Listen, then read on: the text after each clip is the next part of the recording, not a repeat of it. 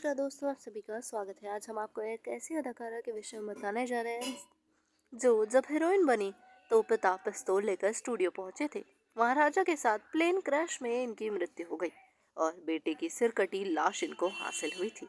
आज जान लेते हैं इस अदाकारा की, इस खूबसूरत अदाकारा की पूरी कहानी।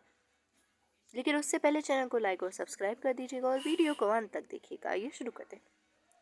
परियों की कहानी हम सब ने सुनी है, लेकिन 50 के दशक की इस अदाकारा की कहानी जिसने परियों की कहानी जैसी कहानी को जिया था। उनके लिए घोड़े पर सवार एक राजा आया और उनका हाथ थाम लिया। इसके बावजूद कि वो एक बच्चे की माँ और तलाकशुदा महिला थी, ये कहानी है एक्ट्रेस जुबैदा बेगम की। बचपन से पिता के थोपे हुए फैसलों ने उन्हें आज़ादी से जीने नहीं दिया। हीरोइन बनी तो जबरदस्ती शादी करवा दी गई। एक बच्चा गोद में ही था कि पिता ने जबरदस्ती तलाक भी करवा दिया। मजबूरी में जब महफिलों में गाने लगी, तब जुबैदा पर जोधपुर के महाराजा हनवंत सिंह की नजर पड़ी और उनकी जिंदगी बदल गई। महाराजा ने जुबैदा के लिए अपना शाही उम्मैद पैलेस छोड़ दिया और उन्हें जोधपुर में छोटी रानी का दर्जा दिलाया। लेकिन कुछ समय बाद ही दोनों की एक प्लेन क्रैश में रहस्यमयी हालात में मृत्यु हो गई थी। शाही परिवार बिखर गया और इसका इल्जाम लगा जुबैदा पर।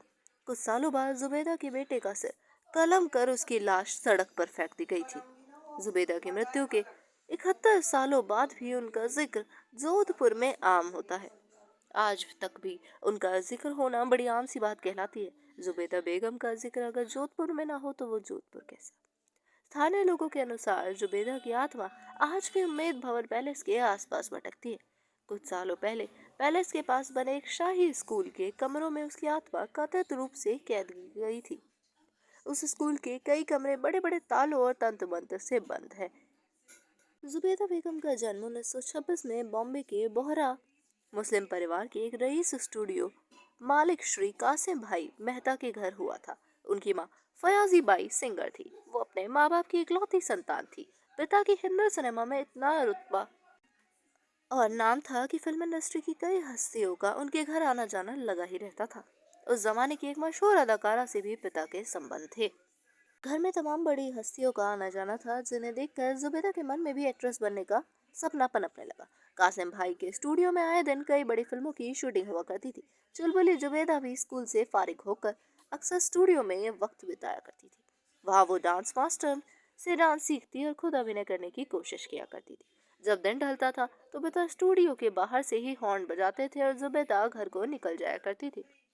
जिस एक्ट्रेस से जुबैदा के पिता का रिश्ता था, वो बेहद ग्लैमरस, बेबाक और ऊंचे ख्यालों की हुआ करती थी। जुबैदा उन्हें आंटी बुलाया करती थी। आंटी को देखते हुए जुबैदा ने हीरोइन बनने का पक्का मन बना लिया।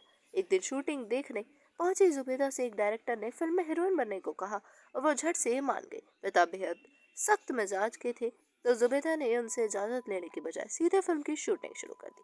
आंटी भी जुबैदा के साथ उस शूटिंग में पहुंची थी। जुबैदा ने शूटिंग शुरू की ही थी कि पिता को भनक लग गई। बेटी को स्टूडियो में नाच गाना करते देख पिता पिस्तौल लेकर पहुंच गए और शूटिंग रुकवा दी। फिल्म पूरी नहीं हो सकी। वो फिल्म बनी तो सही, लेकिन कासिम भाई के दबाव और दहशत में उसे कभी रिलीज नहीं किया गया था। पिता ने जुबैदा और उसकी हीरोइन बनने की जिद पर काबू पाने के लिए उनकी शादी अपने पुराने दोस्त के बेटे से तय कर दी। जुबैदा ने शादी करने से इनकार कर दिया तो उनकी जबरदस्ती शादी करवाई गई। कराची से आए जुबैदा के पति के पास बॉम्बे में कोई काम नहीं था, तो पिता ने उसे घर जमाई बनाकर रखा। कुछ महीनों बाद जुबैदा ने एक बेटे को जन्म दिया, जिसका नाम रखा गया खालिद मोहम्मद। बेटे के जन्म के कुछ दिनों बाद ही पति ने कराची लौटने की जिद पकड़ ली, लेकिन जुबैदा के पिता इसके खिलाफ थे। वो चाहते थे कि जुबैदा उनके साथ उन्हीं के घर पर रहे, लेकिन ससुर और पति इज्जत की खातिर रुकने के लिए राजी नहीं हुए थे। कुछ समय बाद दोनों परिवारों की अनबन इतनी बढ़ गई कि जुबैदा के पिता ने जबरदस्ती उनका तलाक करवा दिया। पति और ससुर तलाक के बाद कराची लौट गए और जुबैदा बुरी तरह टूट गई। पति से अलग होने के बाद जुबैदा ज्यादातर समय अपने घर में बेटे खालिद की परवरिश में लगा दिया करती थी। घर से बाहर जाना छूट चुका था।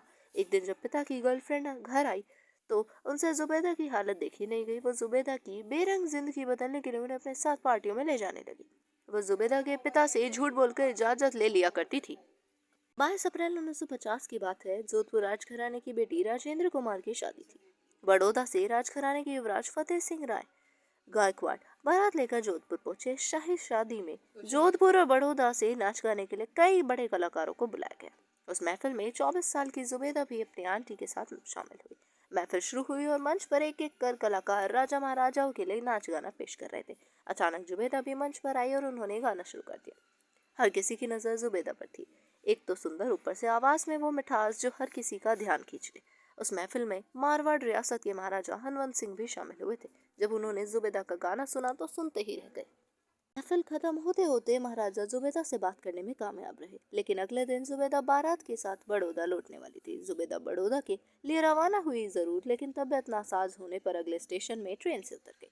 उन्हें शाही मेहमान की तरह जोधपुर वापस बुला लिया गया। वापस लौटकर जुबेदा महाराजा के विश्वास पात्र भारतेंद्र सिंह के बंगले में मेहमान बनकर रुकी थी। जुबेदा की जुबेदा की मौजूदगी में भारतेंद्र सिंह ने शाम को बंगले में ही एक महफिल रखी, जिसमें महाराजा हनवंत सिंह मेहमान बनकर पहुंचे। राजस्थान के पॉपुलर राइटर अयोध्या प्रसाद ने अपने बुक द रॉयल ब्लू में जुबेदा और महाराजा हनवंत सिंह के बीच हुई पहली बातचीत का जिक्र किया है। महफिल छोड़ने से पहले ही जुबेदा ने हिम्मत की और महाराज से कहा, कल आप जरूर आइएगा, आपको कुछ खास सुनाना है। हनवंत सिंह ने कहा, खास? मुझे तो आज और आज से पहले आपने जो भी सुनाया वो खास ही लगा था। जुबेदा ने भी शर्माते हुए कहा, ये आपकी मेहरबानी है। शायद यही वजह है कि हम बारात के साथ लौट नहीं सके और मजबूरी में हम पहली बार बीमार पड़ गए। जब उन दोनों की बातचीत चल रही थी तो दोनों को बातचीत में ही समझ आ गया कि उनका ये रिश्ता लंबे समय तक कायम रहने वाला है। कुछ दिनों बाद जुबेदा ने जोधपुर से बॉम्बे लौटने का मन बना लिया है। महाराजा ने उन्हें अपने आस पास रोकने की खूब कोशिशें की, लेकिन सख्त पिता और उनकी इजाजत न होने पर उन्होंने लौटना ही ठीक समझा। धीरे धीरे बातचीत होने लगी और दोनों ने एक दूसरे से शादी करने का मन बना लिया। महाराजा हनवंत सिंह जोधपुर के राजा उम्मेद सिंह के बेटे थे। 12 जून 1923 को उनका जन्म जोधपुर में हुआ। शाही रीति रिवाजों के अनुसार महज 20 साल की उम्र में 1943 में महाराजा हनवंत सिंह की शादी धागरधा की राजकुमारी कृष्ण कुमारी से हुई थी। 4 साल बाद 1947 में जोधपुर रियासत के राजा बन गए थे। 1948 में उन्होंने 19 साल की उम्र की स्कॉटिश नर्स सेंड्रा से दूसरी शादी की। शादी से पहले उन्होंने सेंड्रा का धर्म परिवर्तन करवाया और उसे शांता देवी नाम दिया था। 23 साल की जुबेदा ने 17 दिसंबर 1950 को ब्यावर के आर्य समाज के रीति रिवाजों के साथ महाराजा हनवंत सिंह से शादी की और हिंदू धर्म अपना लिया था। फिर वे दोनों एक साथ रहने लगे थे। उन्होंने उनके एक बेटे को भी जन्म दिया, लेकिन वो अपने पहले बेटे से मिल नहीं पाती थी कि उनका पहला बेटा उनके पुराने घर में ही रुक गया था। फिर धीरे धीरे समय बीतता गया और एक बार वो दोनों को प्लेन में बैठकर सफर तय करना था और उनका प्लेन क्रैश में दोनों की मृत्यु हो गई थी। धन्यवाद आप सभी का।